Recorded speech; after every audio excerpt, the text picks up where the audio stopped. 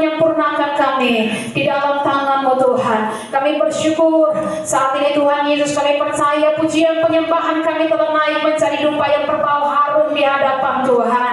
Sebab kami tahu pujian penyembahan kami itu selaras dengan kehidupan kami, biar senantiasa kami mau memberikan yang terbaik bagi Tuhan. Dan kami percaya saat pujian dinaikkan, penyembahan kami naikkan, awan kemuliaan Tuhan memenuhi bait-Mu. Kami percaya Tuhan saat firman Tuhan disampaikan, Engkau yang disampaikan, pribadi Allah sendiri yang disampaikan. Maka kami percaya kami yang sakit disembuhkan, yang lemah dikuatkan, yang datang dengan terikat dibebaskan.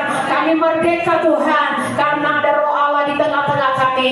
Terima kasih Tuhan. Iblis setan dengan segala bentuk pekerjaan manifestasinya saat ini kami tidak izinkan dia bekerja di tempat ini. Kami usir dia keluar dari ruangan hati pikiran kami di dalam nama Yesus Tuhan. Dan kami luaskan Roh Allah bekerja secara penuh di tempat ini. Kuasai hati kami, berkaryalah di tempat ini ya Roh Kudus. Kami sudah siap mendengarkan kebenaran firman Tuhan. Urapi hamba-Mu, kuduskan hamba-Mu, pakai hamba-Mu menjadi Allah dalam tangan-Mu, untuk mencari saluran berkat bagi setiap umat-Mu saat ini. Dan di dalam nama Tuhan Yesus kami siap untuk mendengarkan kebenaran firman Tuhan. Semua orang yang antusias dengar firman Tuhan, sama-sama kita mengatakan amin. Puji Tuhan, Tuhan Yesus memberkati. Shalom. Shalom. Sekali lagi shalom. Apa kabar saudara? Luar biasa.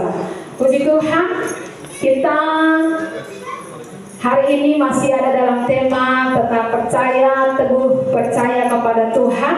Kita buka bersama-sama dalam 1 Korintus 15 ayatnya yang ke-57 hingga yang ke-58. Sebelumnya kita mau saksikan satu video dulu sebelum kita baca firman Tuhan ini.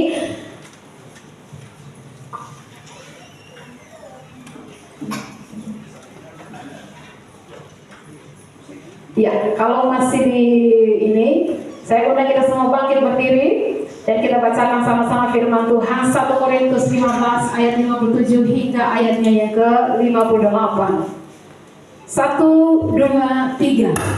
Tetapi syukur kepada Allah yang telah memberikan kepada kita kemenangan oleh Yesus Kristus Tuhan kita. Karena itu saudara-saudaraku yang kekasih, berdirilah teguh, jangan goyah, dan sebab kamu tahu bahwa dalam persekutuan dengan Tuhan jerih payahmu tidak sia-sia. Amin. Untuk firman Tuhan, Bapak Ibu dipersilakan duduk kembali. Alkitab berkata, ya, mari bisa matikan dulu video lampu di depan. Serah kepada Yesus, tubuh, roh, dan jiwaku. Ku kasih, ku percaya, ku ikuti Dia terus. Aku Pastikan bahwa kebangsaan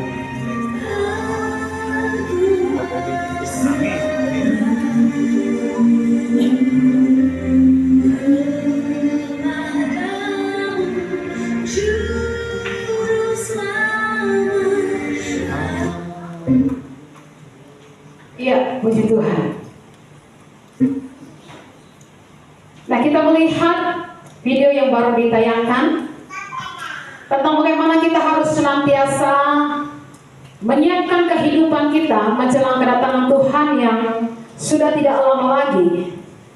Sebab jangan sampai kita menjadi orang-orang yang nantinya akan menyesal, nantinya akan menangis, nantinya akan tertinggal.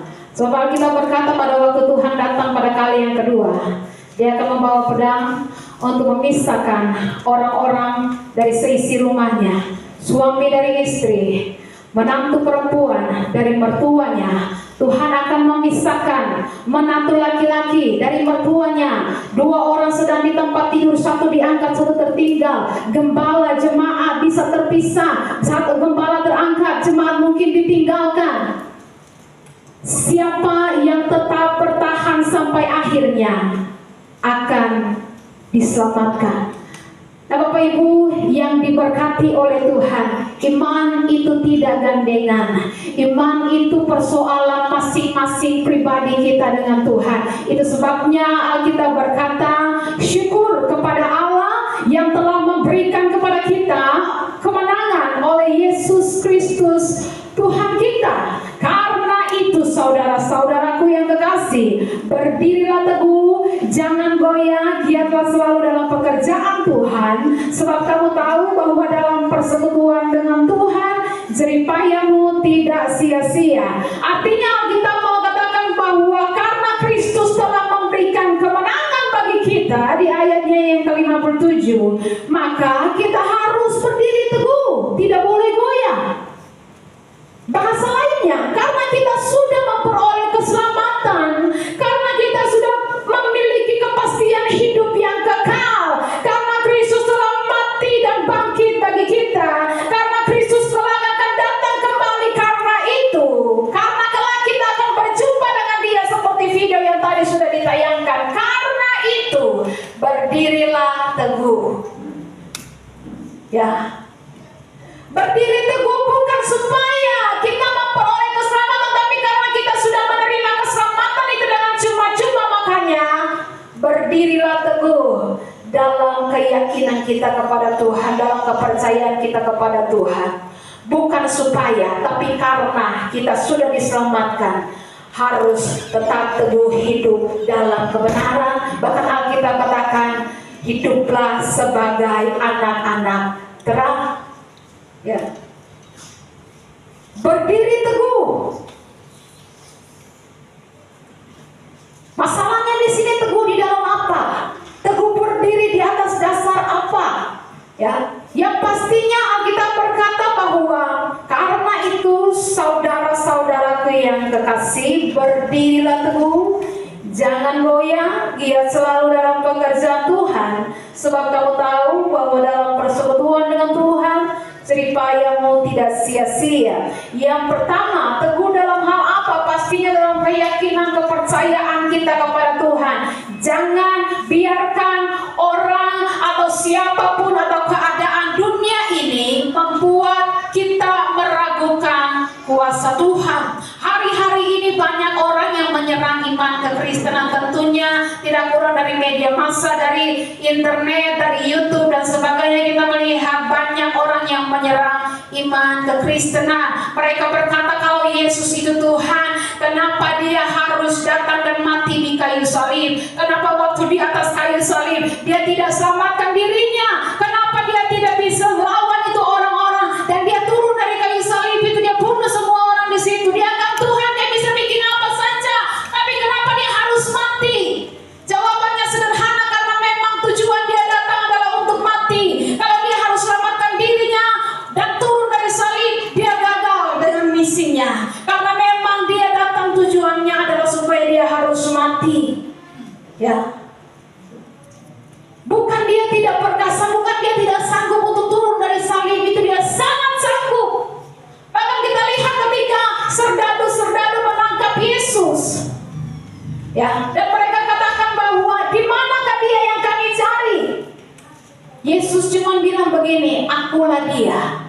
Dia punya dua kata. Alkitab bilang semua orang terlempar jauh, jatuh. Dua kata, terlempar jauh, baru dua. Kalau Dia bilang satu kalimat yang terdiri dari mungkin 10 kata, mungkin mereka mati, habis tercabik-cabik. Dua kata, mereka terlempar jauh. Cuma bilang akulah Dia. Semua orang, yang semua serdadu prajurit Romawi yang datang untuk menangkap Dia terlempar jauh-jauh. Baru bicara dua kata. Ya. Maka jangan pernah meragukan kuasa Tuhan. Mungkin kita dalam hari-hari ini kita menghadapi persoalan tekanan hidup yang berat. Tetapi ketika kita percaya kepada Tuhan, karena kita bilang begini, tidak ada yang mustahil bagi apa? Bagi siapa? Bagi Tuhan. Tapi juga bagi siapa? Orang yang percaya kepada Tuhan. Tidak ada yang mustahil. Tiada yang mustahil bagi orang percaya. Saudara mau lihat buktinya? Ketika Petrus melihat Tuhan, murid-murid melihat Tuhan berjalan di atas air, Petrus bertanya, "Rabi, apakah itu engkau? Kalau itu engkau, suruhlah mereka kepadamu dengan berjalan di atas air. Mustahil atau tidak manusia berjalan di atas air? Itu hal yang mustahil. Tapi Petrus bisa berjalan di atas air."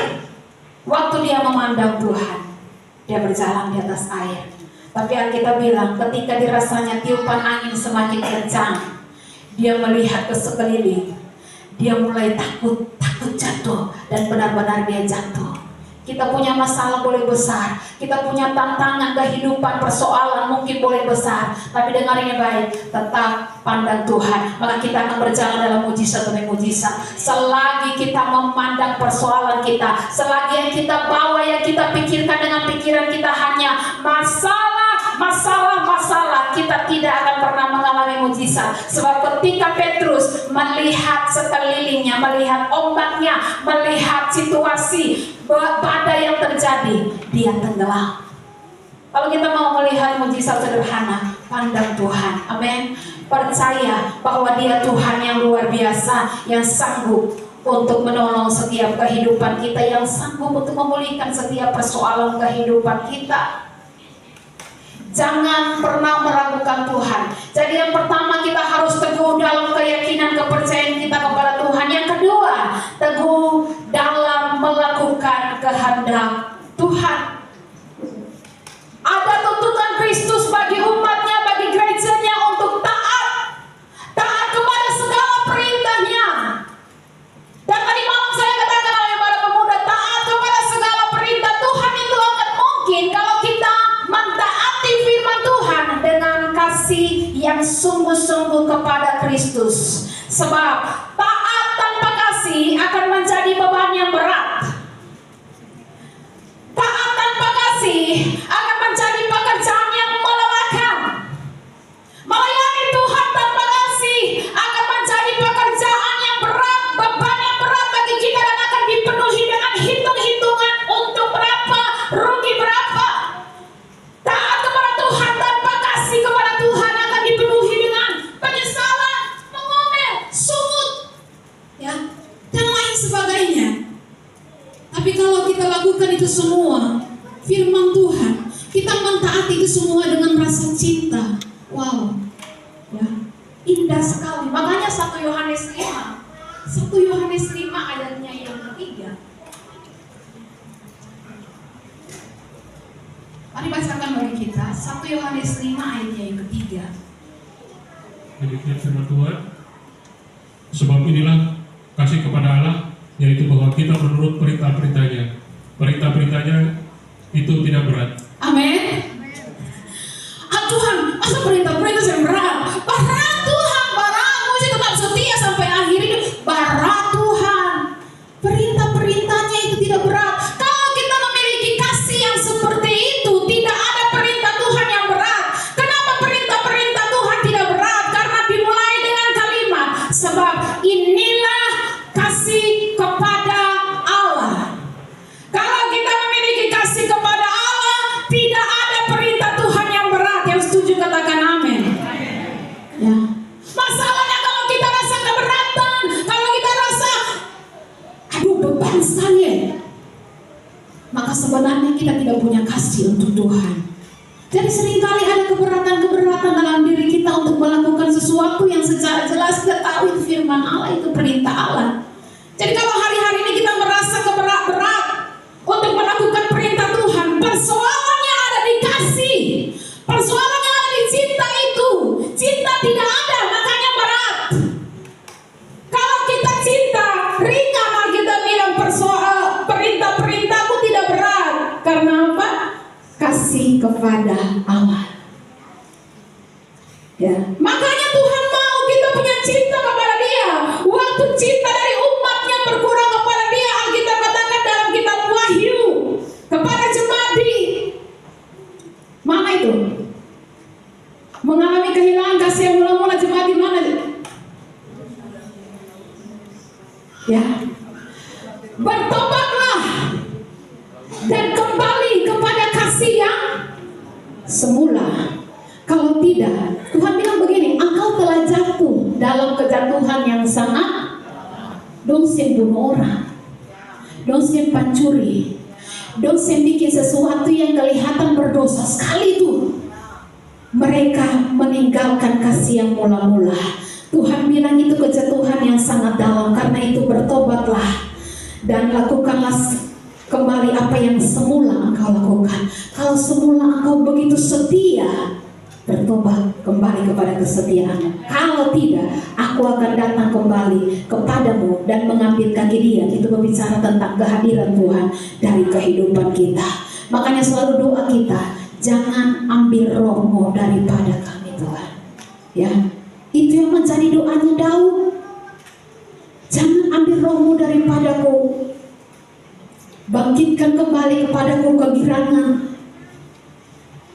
Nah, bicara soal cinta, masalahnya adalah sejak Adam dan Hawa jatuh ke dalam dosa, cinta itu mengalami kerusakan. Baik secara vertikal kita kepada Tuhan, baik secara horizontal kita kepada sesama. Rusak.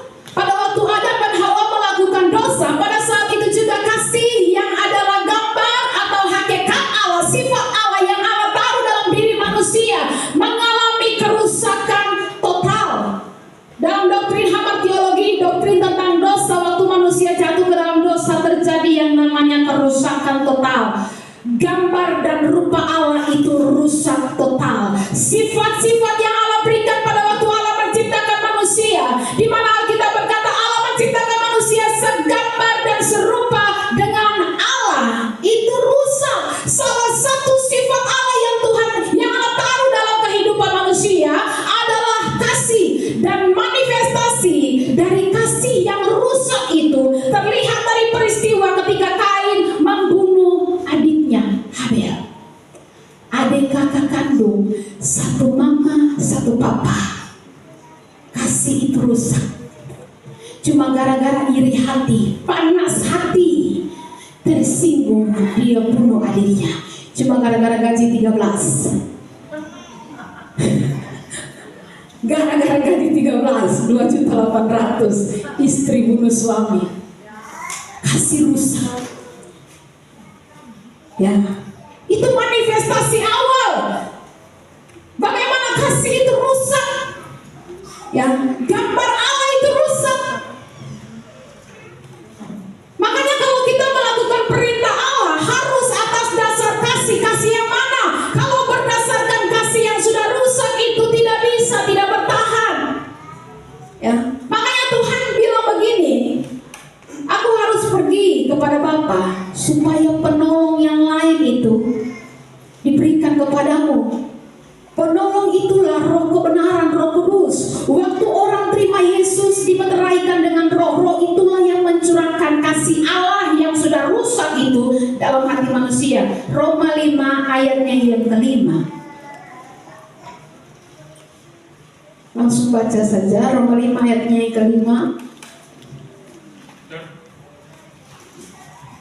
Dan pengharapan tidak mengecewakan karena kasih Allah telah dicurahkan di dalam hati kita oleh Roh Kudus yang telah dikaruniakan kepada kita. Kasih Allah telah dicurahkan oleh siapa? Roh Kudus yang telah dikaruniakan kepada kita. Kalau kita punya Roh Kudus dalam kehidupan kita, kasih Allah yang sudah rusak itu akan dicurahkan dalam hidup kita. Makanya kalau orang dipenuhi oleh Roh Kudus, dia pasti memiliki apa? Buah roh. Ya. Buah roh, tadi malam saya bilang buah roh itu satu, manifestasinya atau rasanya ada 9. Jadi bukan buah-buah roh. Kalau buah mangga itu dia berbuah mangga. Tidak ada pohon mangga dia berbuah mangga.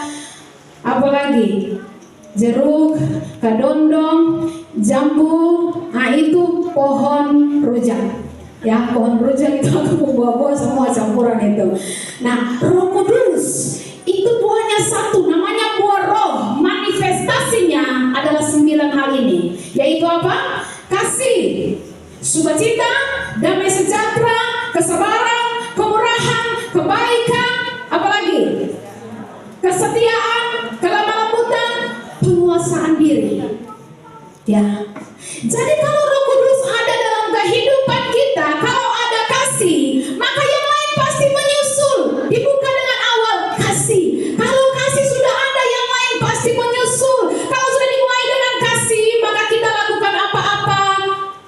bersukacita. Amin. Walaupun berat, ada damai sejahtera. Walaupun ada proses, tetap memiliki kesabaran.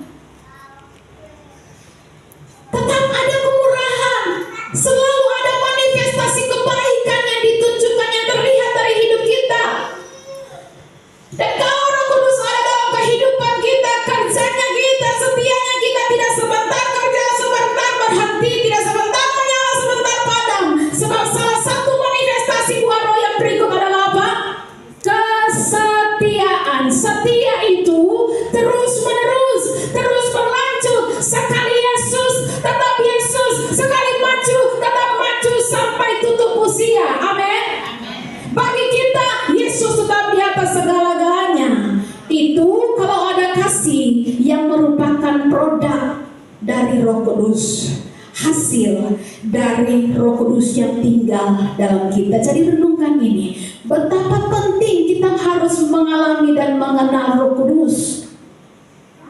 Pintar hafal ayat-ayat Alkitab, kasih status bagus, pelayanan bagus. Tanpa Roh Kudus akan berujung kepada bersungut, mengomel, berujung kepada kedagingan. Tapi kalau ada Roh Kudus, luar biasa. Amin.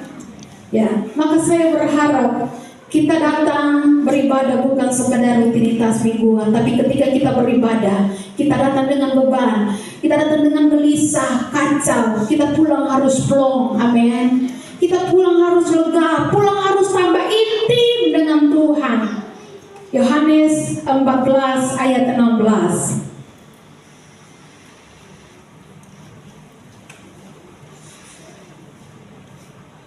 Aku akan meminta kepada Bapa, dan Ia akan memberikan kepadamu seorang penolong yang lain, supaya Ia menyertai kamu selama-lamanya. Ya, Tuhan akan meminta kepada Bapa, dan Ia akan memberikan kepadamu seorang penolong yang lain. Tadi malam saya jelaskan pemuda kenapa ada penolong yang lain. Kalau ada penolong yang lain, berarti tadinya ada satu penolong. Parakletos kan, penolong. Dari bahasa Yunaninya, parakletos.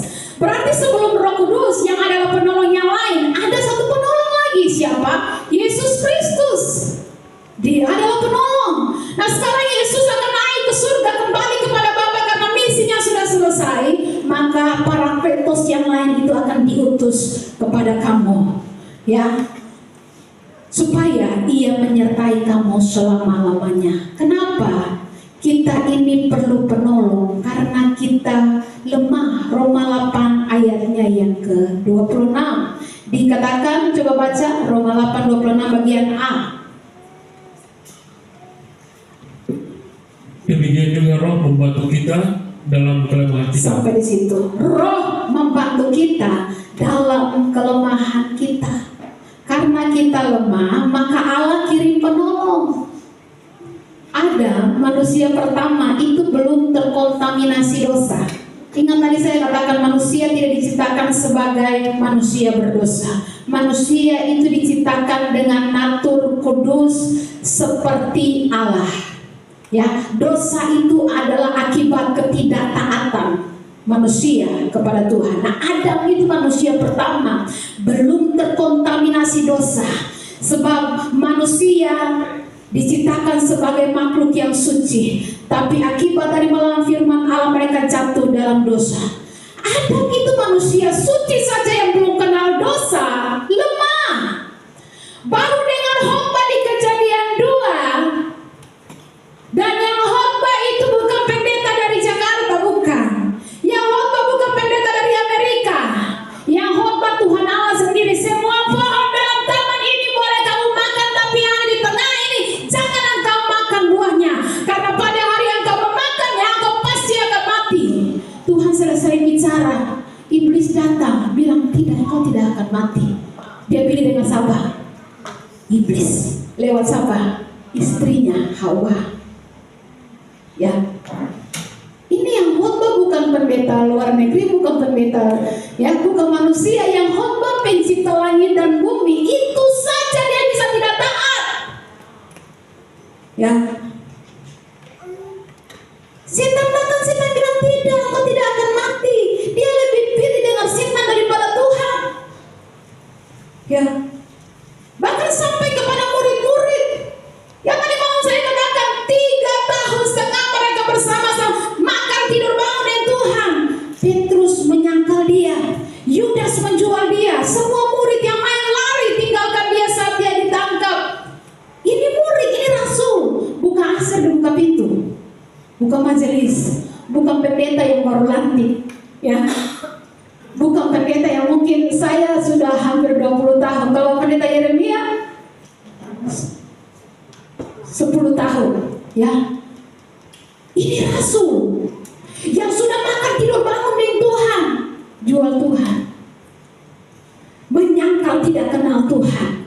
Maka dari itu mustahil kita bisa mentaati Tuhan. Mustahil kita bisa menyelesaikan perlombaan iman tanpa penolong. Mustahil. Mustahil kita bisa mengakhiri hidup kita dengan baik tanpa Roh Kudus. Mustahil. Ya. Karena itu saudara, kita harus sadar kita tidak mungkin bisa, tapi bersama Roh Kudus kita bisa.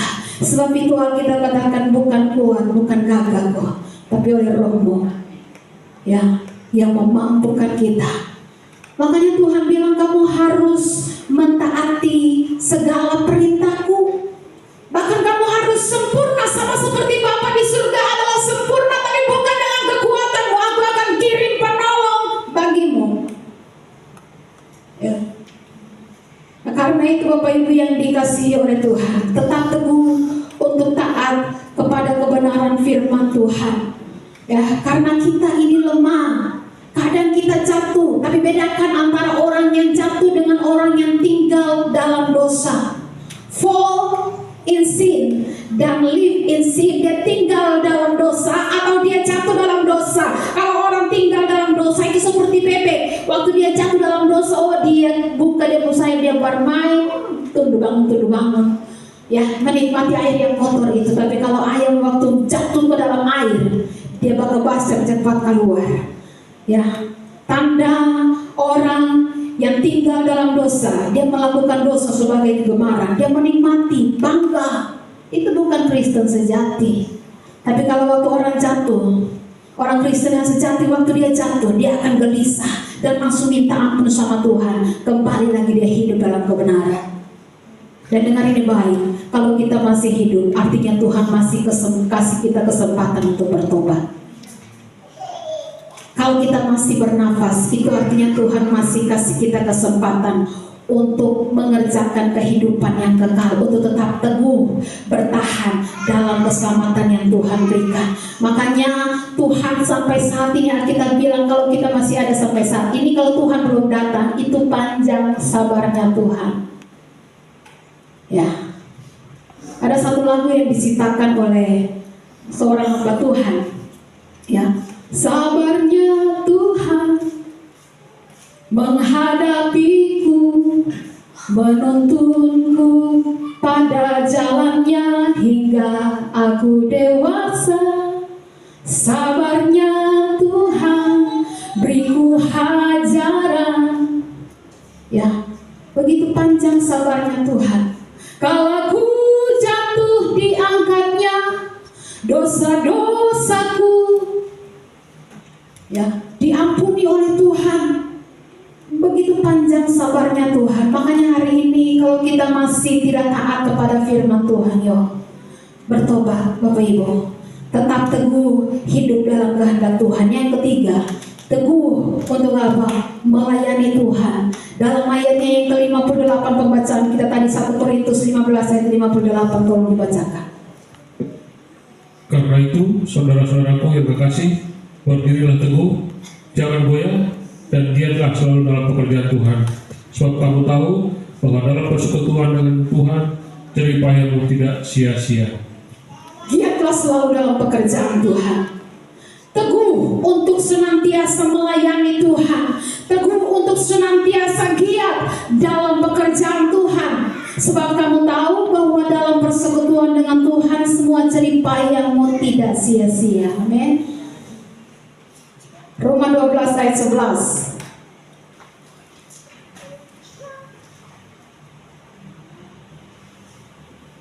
Roma 12 ayat 11. Janganlah hendaknya kerajinanmu kendor, biarlah rohmu menyala-nyala dan layanilah Tuhan. Ini firman Tuhan. Janganlah hendaknya kerajinanmu kendor, biarlah rohmu menyala-nyala dan layanilah Tuhan. Saudara, kalau dari awal engkau bertobat, engkau sudah begitu menggebu-gebu untuk Tuhan, jangan kendorkan itu. Nah, dengerin baik, iblis ini jahat. Pakai waktu dengan baik, ya. Iblis selalu digambarkan oleh Alkitab. Tadi malam saya bilang di pemuda, saudara jangan anggap enteng. Iblis keteng-keteng. Sehingga Alkitab tidak pernah menggambarkan iblis seperti kucing meong-meong. Alkitab gambarkan iblis itu seperti singa, yang bukan singa diam, singa yang mengaum-ngaum kelaparan tuh. Lalu yang lain, gambaran yang lain yang Alkitab pakai untuk menggambarkan iblis apa? Tentara, bukan satpam, bukan hansip. Tentaranya akan muncul, mereka akan menajiskan tempat kudus, ya, melenyapkan korban sehari-hari, lalu menegakkan kekejian yang membinasakan. Tentara yang dipakai, ya, bukan security, keamanan, ya, bukan. Tentara, perkasa artinya.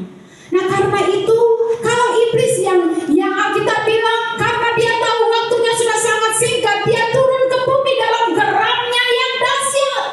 Geram dia yang dahsyat, dia tahu waktunya singkat, dia bekerja lembur. Nah, iblis itu kerja lembur, dia tidak kerja 1 minggu 1 kali. Lalu kita anak Tuhan berdoa 1 minggu 1 kali, habis.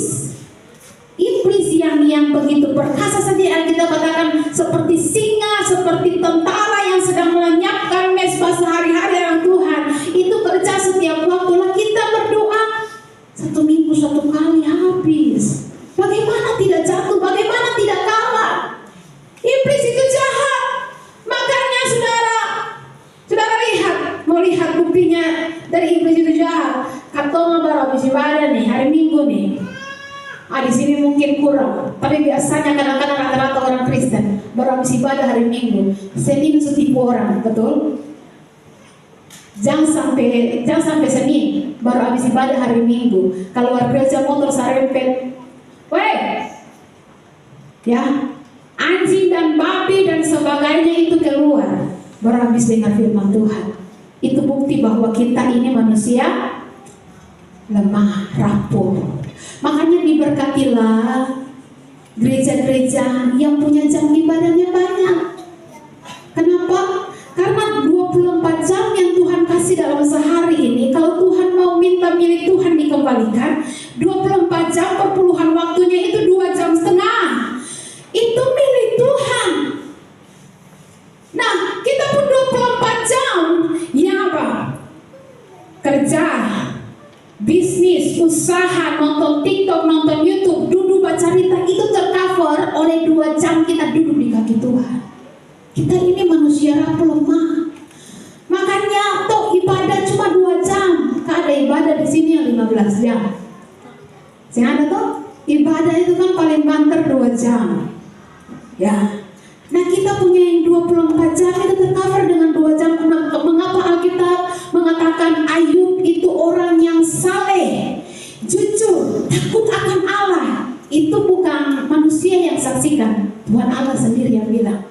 Saleh, jujur, takut akan Allah. Apa yang dia lakukan? Setiap hari dia harus panggil anak-anaknya untuk persembahkan korban kepada Tuhan, untuk beribadah kepada Tuhan. Itu setiap hari dia lakukan. Kenapa? Karena dia tahu bahwa mereka manusia lemah, mereka butuh Tuhan. Dan setiap hari harus ada hubungan dengan Tuhan.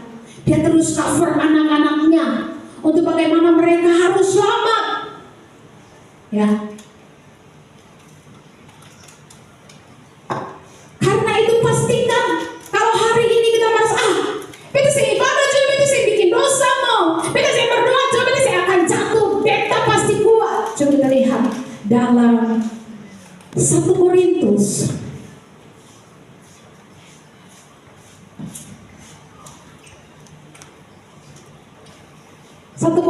10 ayatnya yang ke-12.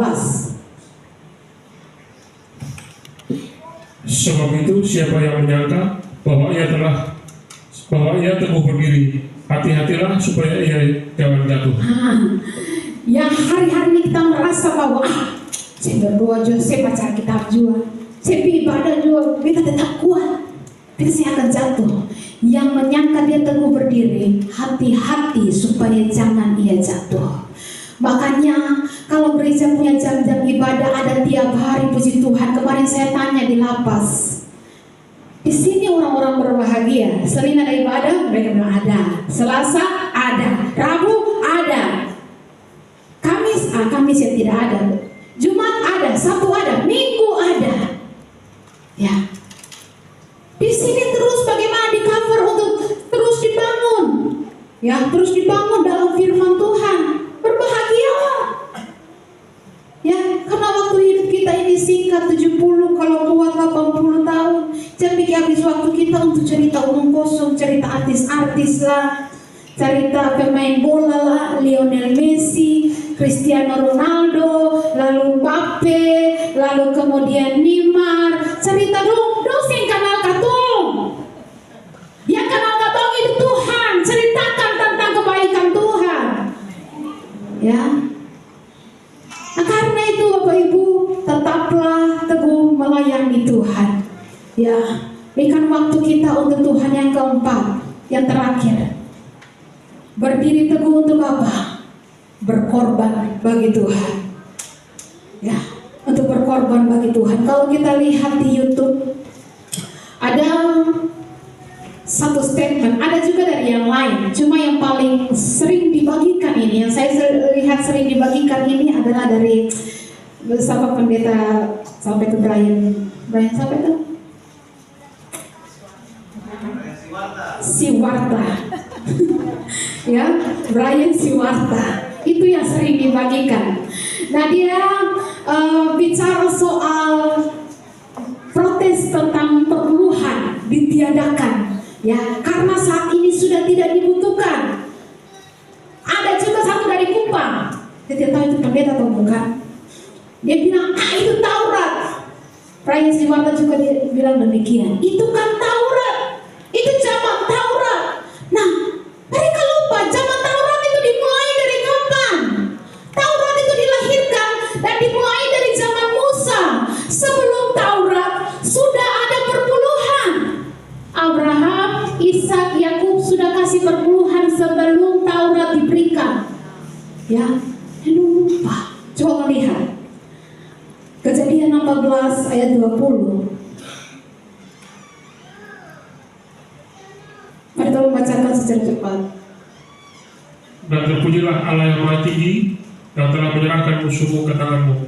Lalu Abraham memberikan kepadanya 1/10 dari semuanya. Ketika Abraham mengalami kemenangan, dia memberikan 1/10 persembahan kepada Imam Allah yang Maha Tinggi, Melkisedek. Lalu Kejadian 28 ayat 22.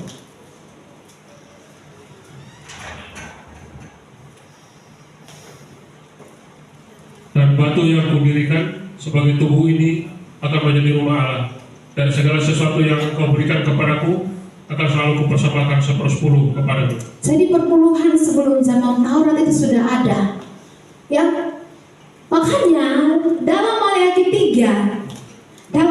3 dikatakan saat berbicara tentang persembahan dan perpuluhan itu diawali dengan apa? Maleakhi 3 ayat 6 ayat yang ke-7. Maleakhi 3 ayat 6 dan 7 dari perikopnya. Bahwasanya aku tidak. Dari perikopnya tentang apa? Ya, tentang persembahan persepuluhan menyenangkan hati Tuhan. Oke, Bapak Nus baca ayat 6. Bahwasanya aku Tuhan tidak berubah dan kamu Bani Yakub tidak akan lenyap. 7. Sejak sama dengan moyangmu, kamu telah menyimpang dari ketetapanku dan tidak memeliharanya. Kembalilah kepadaku, maka aku akan kembali kepadamu, firman Tuhan semesta alam. Tapi kamu berkata, dengan cara bagaimanakah kami harus kembali? Sampai di situ. Waktu berbicara tentang perpuluhan persembahan syukur, ini yang Tuhan katakan. Dia buka dengan kalimat ini, dia dasari dengan ini, bahwasanya aku Tuhan, aku tidak berubah. Ya, dari zaman nenek moyangmu kamu telah menyimpang dari ketetapanku. Jadi bukan baru sekarang orang menyimpang dari ketetapan Tuhan. Dari zaman dulu orang sudah menyimpang dari perintah Tuhan. Bicara tentang perpuluhan, Tuhan bilang, aku Tuhan, aku tidak berubah. Jadi tidak ada perubahan. Tetaplah teguh, jangan mau dipengaruhi hati kita untuk menyimpang dari perintah Tuhan. Waktu Tuhan bicara soal persembahan syukur dan perpuluhan, dasarnya adalah Tuhan mau bilang, aku Tuhan yang bicara, aku tidak berubah. Soal perpuluhan dan persembahan syukur, aku Tuhan, aku tidak berubah. Kalau ada yang berubah, itu bukan aku. Ya, kalau ada yang berubah, itu yang bicara Brian Siwarta, manusia, bukan Tuhan. Ya, jadi jangan gampang percaya perkataan-perkataan pendeta manusia. Selidiki dulu firman Tuhan. Kalau sesuai dengan firman Tuhan, oke. Ya, perkara orang berhenti melakukan itu bukan Tuhan yang berubah, Tuhan bilang, tapi mereka yang menyeleweng dan tidak setia. Jadi kalau ada dari antara saudara ada yang bertanya, lah kok zaman sekarang pendeta sudah tidak ada perpuluhan, nggak boleh ini, boleh itu, jawabannya kita sudah tahu.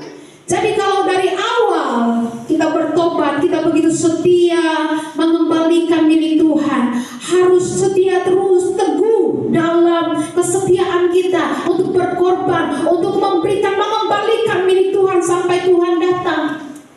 Dan kabar baiknya bagi kita bahwa gereja di tempat ini tidak pernah memaksa jemaat untuk harus berikan perpuluhan. Atau ada dari antara kita yang pernah ditelepon Bapak Ibu Gembala atau saya atau Bapak Pendeta Yeremia atau Ibu Pendeta Maria, halo, ya Ibu suka perpuluhan kan? Ibu Pendeta pernah telepon begitu? Sing ada. Karena kita tahu bahwa urusan memberikan perpuluhan itu urusan sakral kita, urusan seragam jemaat dengan Tuhan, pribadi kita dengan Tuhan. Ya. Dan tidak ada kita cek ini sampai kasih. Tidak ada, itu urusan pribadi masing-masing dengan Tuhan. Yang kedua, perpuluhan jemaat tidak masuk ke kantong gembala dan pendeta. Betul Ibu Bendahara? Kenapa demikian? Karena kita di bawah organisasi yang namanya GBI. Saudara searching di Google, tata dasar gereja GBI, semua keuangan tidak masuk kantong pendeta. Keuangan dikelola oleh bendahara gereja. Ya, pendeta full timer menerima insentif dari gereja, iya, tapi keuangan dikelola oleh bendahara gereja. Ya, sebab kalau tidak demikian, kita pasti sudah dapat surat peringatan dari organisasi, dari BPH, ya, untuk bagaimana kita tidak sesuai dengan tata dasar gereja.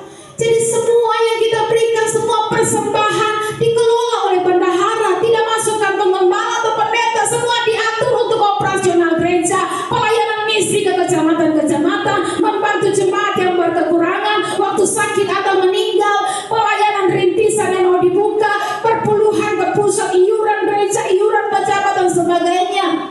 Kalau tidak begitu, bukan GBI kita. Ya. Karena tidak taat kepada tata dasar gereja.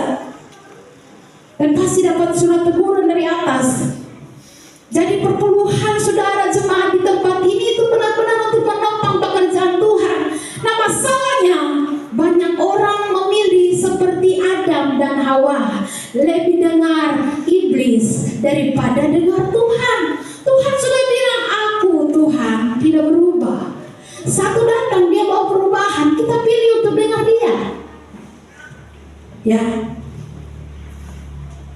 kan Brian bilang begini, lalu kita bagikan, taruh di status supaya kalau bisa kita ajak orang, ayo rame-rame kita menyimpang dari firman Tuhan.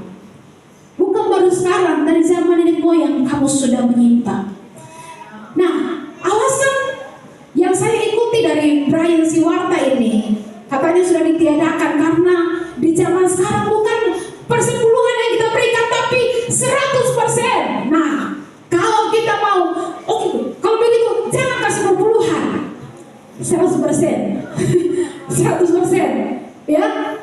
Nah, orang-orang yang kemudian saya lihat setuju dan berpegang kepada ajaran Brian Siwarta ini, kemudian jangankan 100, jangankan 10, 5% juga dihitung akan.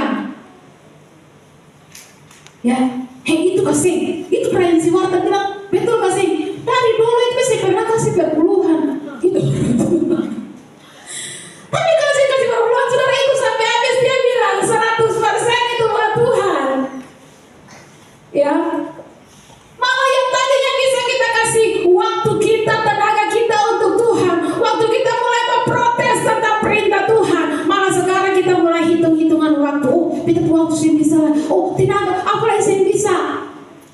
Ya, itu kan biar gembala saja, biar pendeta saja yang kerja. Bapak gembala puan mantu ada 2 tuh. Mulai hitung semua, jangankan 10, hitung tenaga, hitung waktu semua. Akhirnya apa yang ada pada kita diambil, sudah tidak punya waktu lagi, tenaga lagi untuk Tuhan.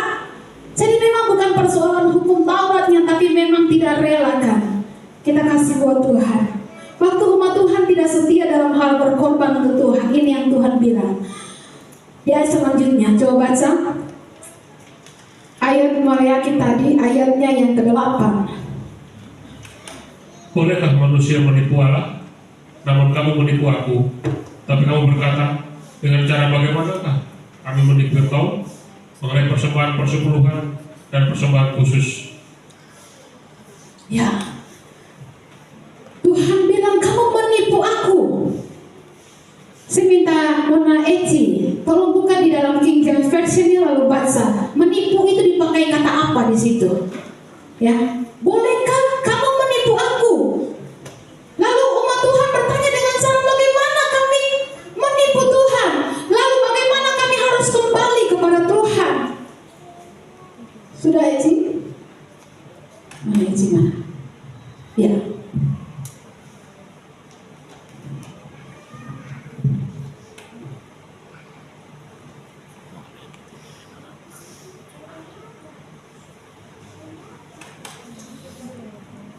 Ayatnya yang ke-8, Maleakhi.